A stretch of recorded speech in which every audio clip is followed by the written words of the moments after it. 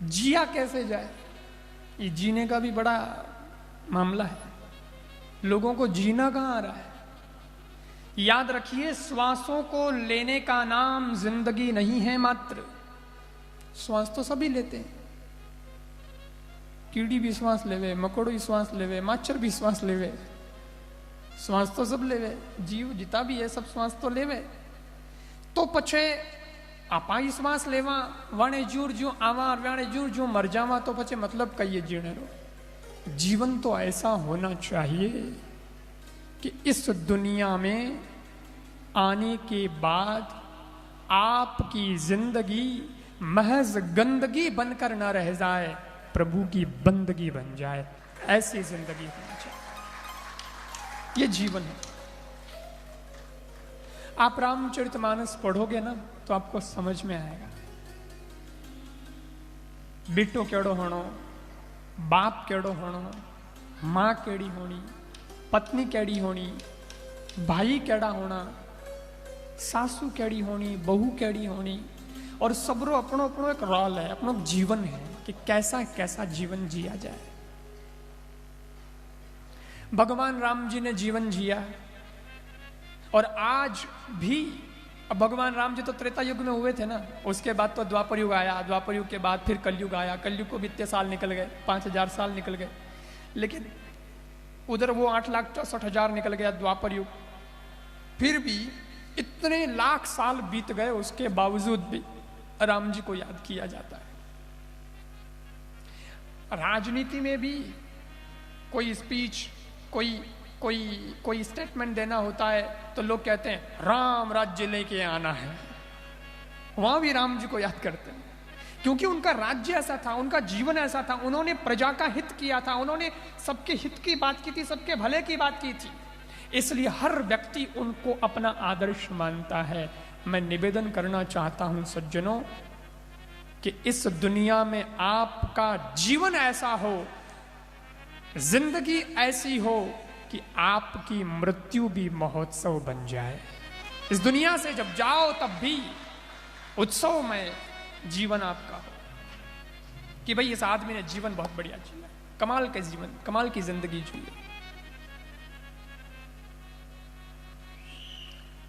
देखो, दिवाली रो त्योहार आवे नहीं तो दिवाली रो त्योहार मत लक्ष्मी जी रो पूजन हो गए, वो तो वही है। लेकिन जो बच्चे हैं, जवान हैं, उनको सबसे ज्यादा खुशी किसमें होती है? पटाखे फोड़ने में। कि भाई दिवाली आई है, मैं तो पटाखा फोड़ना, बस आनंद करूंगा, तो बड़ा वो होता है। और पटाखा फोड़े उन्हें बड़ो आनंद आवे। लेकिन इन पटाखा फोड़ने की जो सारी प्रक्रिया है, इन सारी प्रक्रिया में बहुत लोग इन्वॉल्व होते हैं, खूब लोग जुड़े हुए होते हैं ना, ग्रुप के साथ में फोड़ते हैं, आनंद करते हैं पूरा। तो इस पटाखे फोड़ने की प्रक्रिया में सबको खुशी होती है, वो ठीक है, लेकिन मुख्य रूप से 3 जनों को खुशी होती है, सबसे ज्यादा 3 जनों को। किस किस को?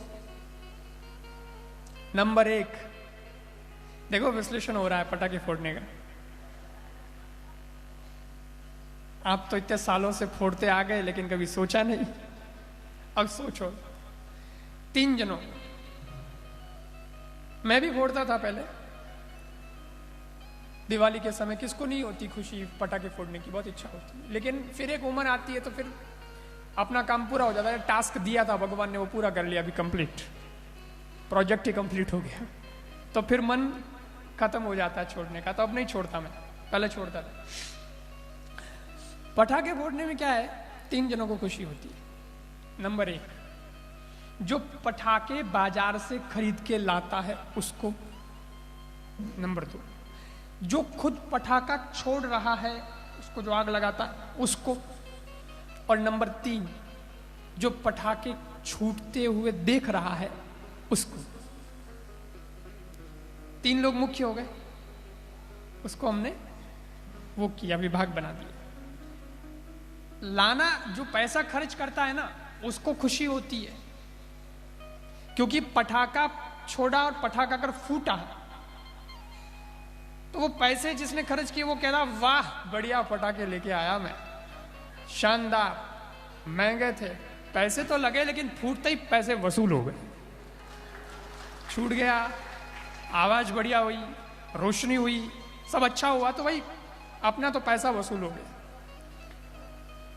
अभी जो छोड़ रहा है उसको भी गौरव होता है। वो पया वालों के देख मैं लाए जो छोड़ियो, तो वो कहे मैं छोड़ियो जो छूटियो, छोड़ने भी तो कला है भाई, तो उसमें भी जिगर चाहिए। और जो छोड़ने वाले को भी खुशी होती है, लेकिन सबसे ज्यादा आनंद जो लेता है वो देखने वाला लेता है। ओ आगो बोरे वे और देखे, और पूरा ध्यान उसी में लगा रहता है, वो पटाखे की ओर ही नजर रखता है, एकदम उसका लक्ष्य है।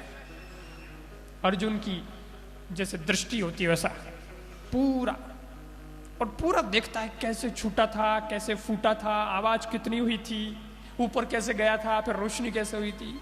छोड़ने वालों तो आनंद नहीं ले सके, देखने वालों ले सके, क्योंकि छोड़ने वालों तो अगरबत्ती लेन ना वे जितने फूट जाओ है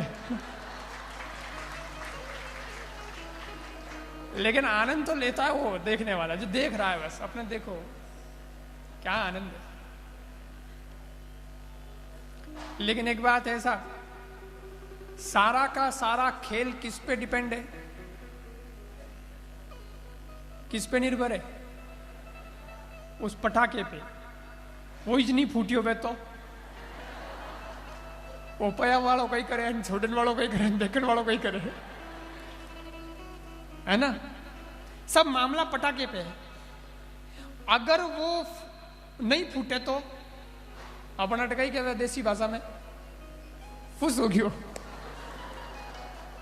भाई, मिस हो गया ना, खराब निकला, शोर सही नहीं है, फूट नहीं रहा है, ये क्या मतलब है? अच्छा पटाखा भाई जिसको नहीं फूटना होता है वो पूरा नाटक और करता, ड्रामेबाजी उसकी देखो आप,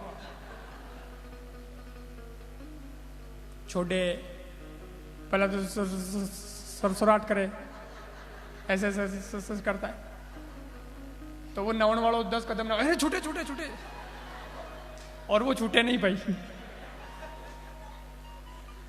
वो पाछो आवे पाछो ने बाट नहीं छोले, यार बाट तो छोली को नहीं बस की फूटी, बाट छोले पाछो लगावे, फिर ऐसे करता है, उसको दूसरी बार और लगाता है, दूसरी बार भी वो कर रह जाता है, बाट तो आधी जल जाती है, आधी रहे। और उन आदमी ने भी तो इंटरेस्ट है, क्योंकि इंडियन माइंड है, आधा इन्वेस्टमेंट करने के बाद में अब नफा होगा या नुकसान, लेकिन काम तो पूरा करना है, पहला घोड़ा यार।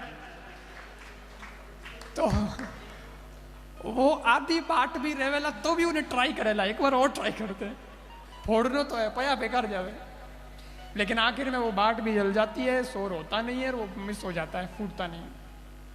और जब नहीं फूटता है तो जो पैसा खर्च करके उसको लेके आया उसको बड़ी निराशा होती है, यार हमारा पया पानी में गया, कोई मतलब नहीं है, पटाखा खराब है। छोटे उन्होंने बड़ो उत्साह रहे, लेकिन वो भी क्या यार मतलब नहीं, 10 मिनट खराब किया, इस पे छूट नहीं रहा है, इससे जो दूसरा छोड़ते। और जो देखे उन्हें तो घनी निराशा हुए हो, जो देख रहा है बस दृष्टा साक्षी, उसको सबसे ज्यादा तकलीफ होती है। क्यों? क्योंकि एक तो उसको कुछ करना नहीं होता, उसका तो वही है जो है, सो उसका एंटरटेनमेंट कौन कर रहा है? वही पटाखा कर रहा है, और वही नहीं फूटता है, और 15 मिनट तक वो वेट करता है उस पर, अब फूटेगा फूटेगा फूटेगा फूटेगा। लेकिन उसको दुख ये नहीं होता है कि वो नहीं फूटा, उसको दुख ये होता है कि इसके चक्कर में दूसरे फूट रहे थे, वो मिस कर दिए। अरे यार उसको देख लेते, वो कितने अच्छे अच्छे थे, मैं भी इस पे रहा और ये फूटा ही नहीं, तो फिर निराशा तो होती है। और जो फटा के फूट गए वो तो फूट गए, अब क्या मतलब? तो बड़ी निराशा हाथ लगती है। पटाखा नहीं फूटता है तो बहुत निराशा होती है, लेकिन वही पटाखा फूट जाता है तो खुशी भीतर समाती नहीं है, आनंद आनंद आ जाता है, दीपावली मनाने का पूरा मकसद पूरा हो जाता है। ठीक वैसे ही याद रखिएगा सज्जनों, हम भी इस दुनिया में भगवान के भेजे हुए पटाखे हैं।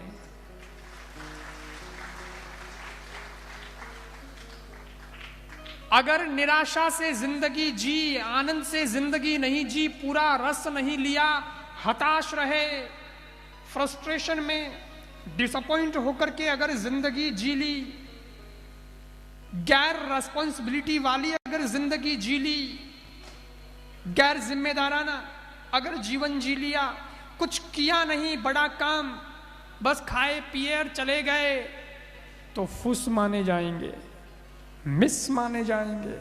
लोग कहेंगे इस पे इन्वेस्टमेंट करना ही नहीं था भगवान को, बेकार निकला ये, कुछ किया ही नहीं यार इसने, तो धरती पे भार बन के रहा, कोई मतलब नहीं। लेकिन याद रखना सज्जनों, मैं बात कर रहा था जीने की, कि जीवन जीना सीखा जाए रामचरितमानस से, और जीवन बढ़िया जीने का मतलब है कि ऐसे पटाखे बनकर ऐसी आवाज करना कि लोग सोए हुए जग जाएं, तुम भी जगो, दुनिया को भी जागृत करके चले जाओ, और तो और जगत को तो खुशी हो सो हो तुम्हारी जिंदगी से, ईश्वर भी खुश हो जाए और कह दे कमाल कर दिया बंदे, मेरी उम्मीदों पे खड़ा उतर गया तो कमाल करके आया, क्या विस्फोट था तेरी जिंदगी का,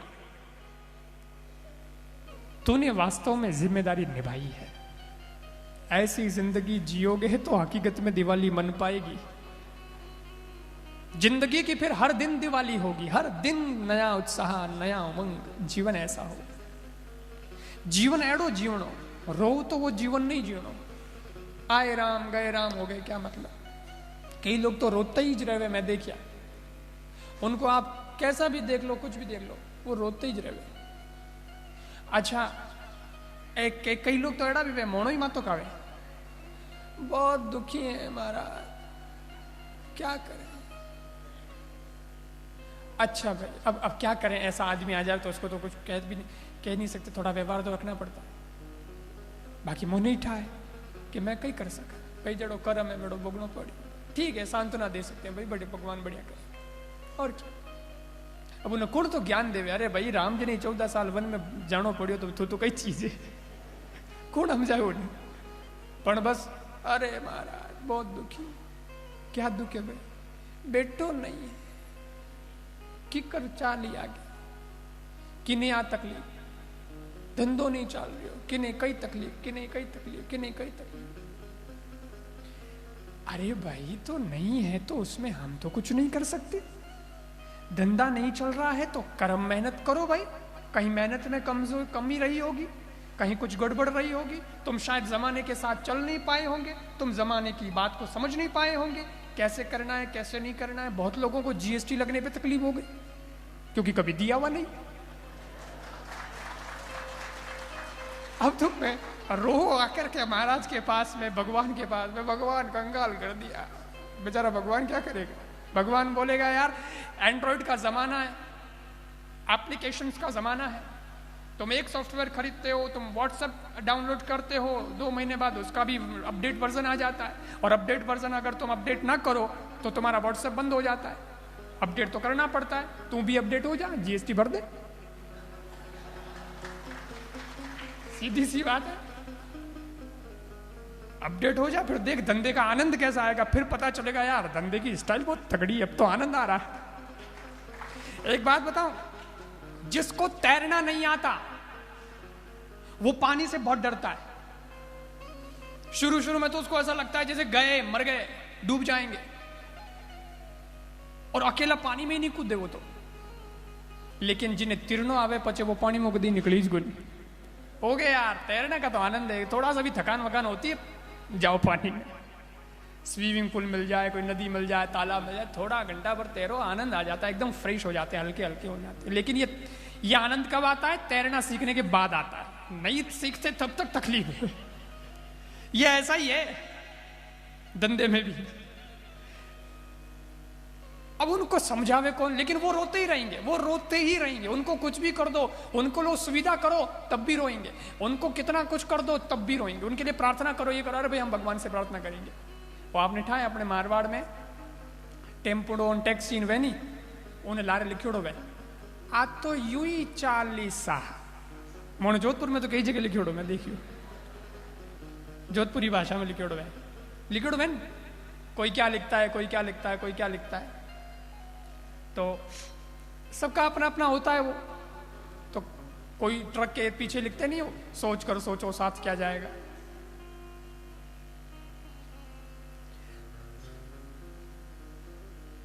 तो वो लिखा हुआ था उस टैक्सी पे कि आज तो यूं ही 40 एक बात बताऊं ये मैंने पढ़ा फिर मैंने सोचा इस पे तो मैंने कहा यार हमको भी कई लोग ऐसे मिलते हैं किसी के तो टैक्सी पे लिखा है और किसी किसी के बाल पे लिखा है और तो यूं ही 40 और नहीं उधरे इसका ऐसा ही है बस ये ऐसा ही रहेगा तो किसी की जिंदगी का कोई आनंद ही नहीं है कोई मस्ती नहीं है अरे बदलो यार लाइफ स्टाइल बदलो जिंदगी की थोड़ा आनंद लो ना उत्साह से लो क्या रोते रोते रोते रोते जन्म लेना इतने दुख की बात नहीं है एंट्री अगर थोड़ी गड़बड़ हो गई तो चलेगा अभी बाकी की फिल्म पड़ी है उसमें तो अच्छा रोल कर ले हाँ कोशिश करनी कि एंट्री बढ़िया हो नहीं हुई तो कोई नहीं अब उस पर रोना क्या आगे बढ़ो और एक बात बताऊं रोते हुए तो सभी जन्मते हैं लेकिन एक संत और संसारी के जीवन में फर्क क्या है संत और संसारी के जीवन में इतना ही फर्क है कि संत और संसारी दोनों ही रोते रोते जन्मते हैं संसारी रोते रोते जन्मता है रोते रोते जीता है रोते रोते ही मर जाता है मगर संत रोते रोते जन्मता जरूर है लेकिन वो रोते रोते जीता नहीं वो हंसते हंसाते हुए जीता है और इस दुनिया से विदा भी होता है तो खुद हंसते हंसते विदा होता है पर दुनिया वालों की आंखों में आंसू छोड़ जाता है कि आदमी बढ़िया था इसका मतलब संत बनने का मतलब अब ये खाली एक कपड़े पहनने से मतलब नहीं है कपड़े का तो क्या है कपड़े का कोई लफड़ा नहीं है अपने तो पैंट सूट पहनने वाला भी संत हो सकता है अगर वो हंसते हंसाते जिंदगी जी रहा है हाँ अब ऐसा है डेफिनेशन बदल दी अब कपड़ों से खाली कोई नहीं है कपड़ा पहन लिया यार मामला सही नहीं है तो अपने तो गुण होना जीवन का आनंद लेना मस्ती लेनी हंसते हुए जीवन जिया जाए कई लोगों ने तुम्हें देखा बारे तो हंसे क्या करो यार ठीक है सब डुप्लीकेट हंसी कोई तो हंसते कई हंसे को नहीं पेट की कब्जी का तो बहुत सुना है किसी किसी की तो हंसी पे भी कब्जी लगी हुई है कब्जी है हंसी नहीं आ रही ये स्थिति अरे खुल के हंस तो जाए तो हंसते ही नहीं कई लोगों ने तो मैं देखा रोवे न कई तो मैं दमिड़ा लेवे अरे मारे यूं भगवान मन इस दुख दियो ना मैं निवेदन करना चाहता हूं सज्जनों कि जीना हो तो फिर ऐसा जीना हो हमारे शास्त्रों में लिखा है स्वर्ग है नीचे नरक है धरती के ऊपर स्वर्ग है अब वो स्वर्ग है तो सही है सुना है देखा तो है नहीं अजय तो कौन पढ़ियो नहीं देख लो जहां जब देखी लागे और जो अपने गया है बडेरा वे अपने कोई फोन भी जो करे कोई बतायो नहीं बटे कोई व्हाट्सअप भी जा चलता नहीं वाला नहीं तो फोटो आ जाती बटे बैठा भाई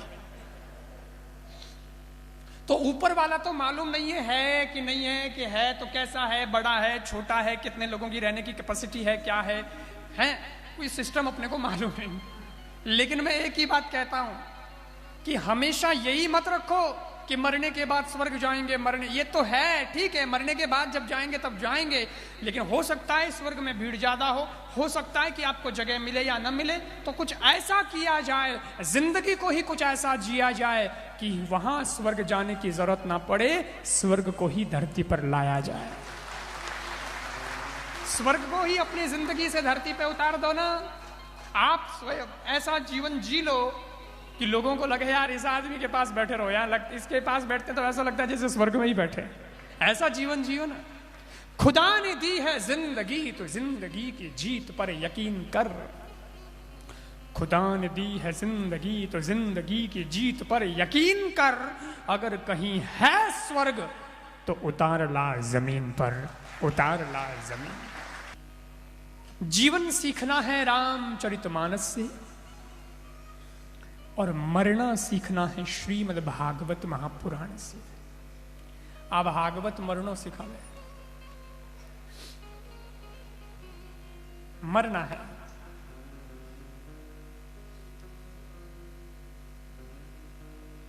कई जगह मैं आप बात कहूं नहीं कि भाई या तो भागवतरी कथा हो रही है तो भागवत कथा तो मरणो सिखावे, इन वास्ते हमें अटे 7 दिन मरनेरी क्लास लागेला।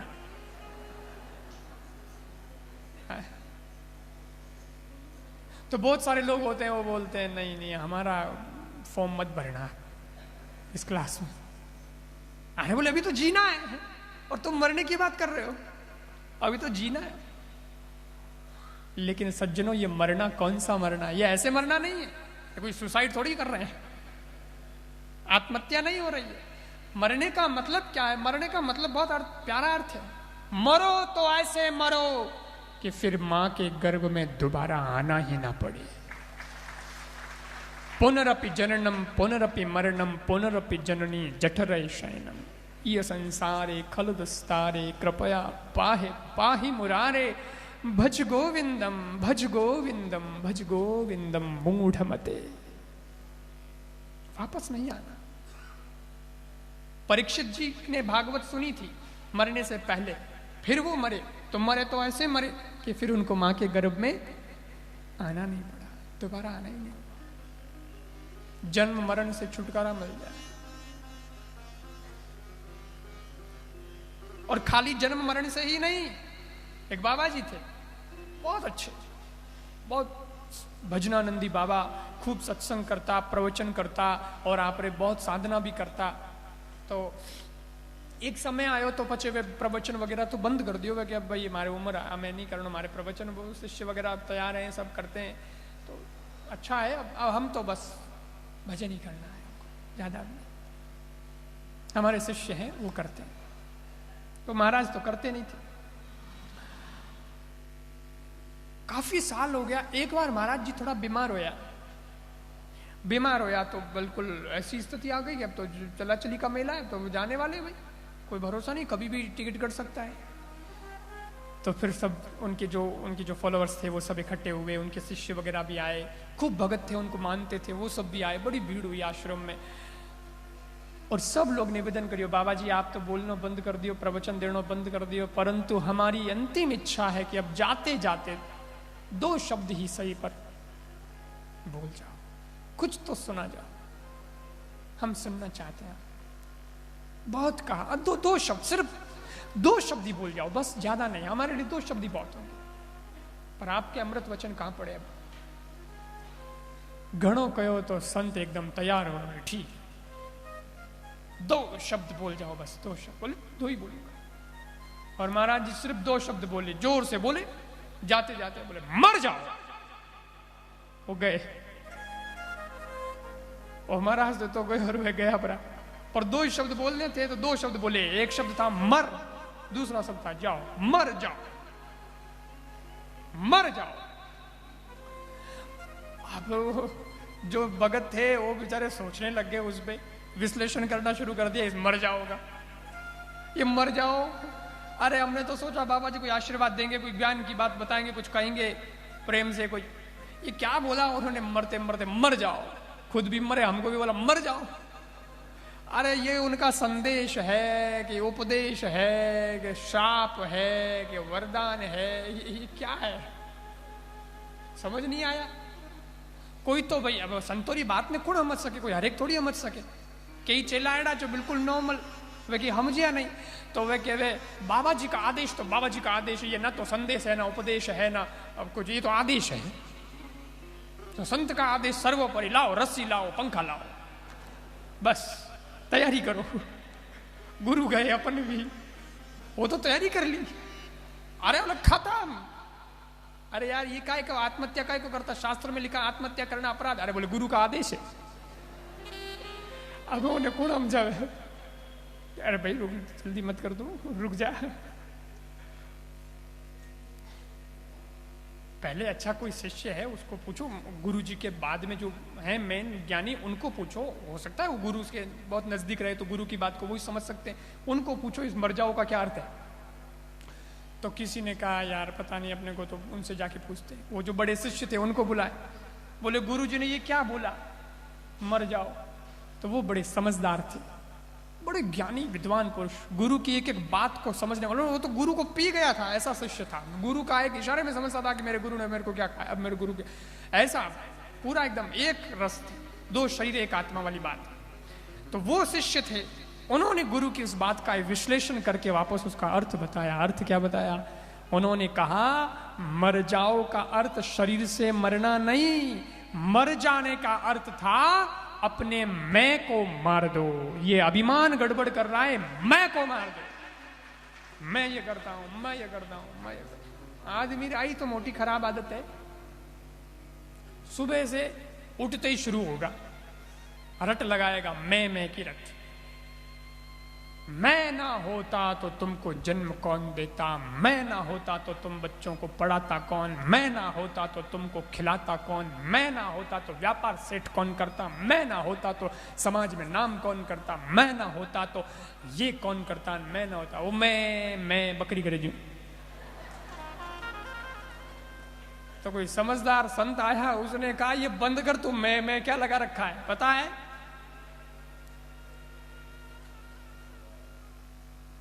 मैं कुछ नहीं होता, मैं तो नुकसान होता है। बोले कैसे? बोले मैं ना ऐसा बोल कि मैं नहीं भैया, मैं नहीं, तो मैं कर रहा है, मैं कुछ नहीं है, क्योंकि मैं नहीं करने में तो कीमत बढ़ती है और मैं करने में कीमत। मैना ने मैं ना कहा तो मोल भयो 10-20। मैना होता है तोता मैना, तो मैना वो बोलती मैना। तो मैना ने मैना कहा, मैना ने मैं ना कहा तो मोल भयो 10-20, और बकरी ने मैं कहा तो तुरंत कटायो शीश। तो मैं की रट छोड़ो, ये मर जाओ का मतलब है कि मैं को हटा दो, और जहां मैं होगा वहां गड़बड़ होगी। आदमी कटे भी जावेला तो पर्सनालिटी का बोझ लेके घूमता है ना, ये मैं की वजह से घूमता है। एक बात बताऊं, कोई आदमी अगर खुदरो कोई नहीं रखे घमंड, अपना क्या है कुछ नहीं, सिंपल, तो उस आदमी को कहीं जाने में परेशानी नहीं, कोई कुछ कह दे तो परेशानी नहीं, क्योंकि मैं नाम की तो उसको कोई चीज है नहीं। गाड़ी है ठीक है, नहीं तो पैदल चल चलेंगे, उसकी व्यवस्था नहीं है, कोई नहीं टैक्सी में चल चलेंगे। अच्छा वो व्यवस्था नहीं है, अपने कोई फर्क नहीं पड़ता। अच्छा ऐसा जो होता है उसको कोई 2-4 स्तुति के शब्द करे, अरे आप तो आप है साहब, आप तो आप है, तो भी उसको मैं नहीं आती है, और कोई उसको निंदा करके गाली दे देवे तब भी उसको कोई फर्क नहीं पड़ता है, क्योंकि वो मैं से परे हो गया है। मैं को तो उसने मार दिया है, ऊपर बैठा दिया तब भी ठीक है साहब, नीचे बैठा दिया तब भी ठीक है साहब, उसको कोई पड़ी नहीं। मान अपमान से वो परे हो जाता है। ये मान अपमान का महसूस कब होता है? जब मैं आती है। एक बात है, एक बच्चे को आप कहीं भी बैठाओ, वो कभी बोलता है ऐसे कैसे, हमारा मान सम्मान रखो भाई, हम भी कोई इंसान है, कभी कहता है? नहीं बोलता, वो कभी शिकायत नहीं करता, उन्हें कटे बैठाओ वो में राज्य, क्योंकि अजय उनमें मैं आयो नहीं है।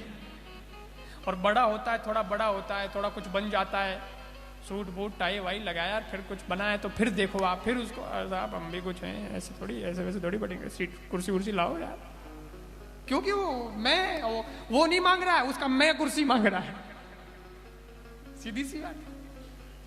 तो मैं बड़ी खतरनाक चीज है, ये मैं से ही सारी परेशानी है। कुछ लोग बोलते हैं मेरा अपमान कर दिया आपने, मैं सहन नहीं करूंगा, ये तो अपमान है हमारा। एक बात बताऊं, मान करना या अपमान करना ये किसी और के हाथ में है, परंतु अपमानित होना या नहीं होना ये हमारे हाथ में।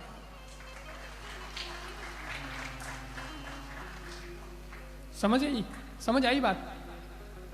कोई गाली दे दी तो वो तो गाली दे दी, वो उन्हों काम, लेकिन उन गाली रो अपने माते असर वेला कि नहीं वेला वो अपनों को। वो मैं देखूंगा भाई, तेरे तेरा काम कर दिया, अभी सोचूंगा।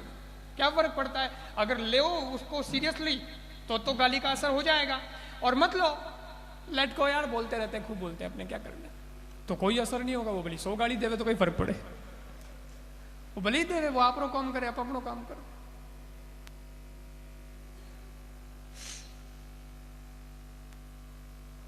इसलिए इन्फ्लुएंस्ड आप किससे हैं ये आप पे निर्भर है, कोई कुछ करता है उस पर निर्भर नहीं है।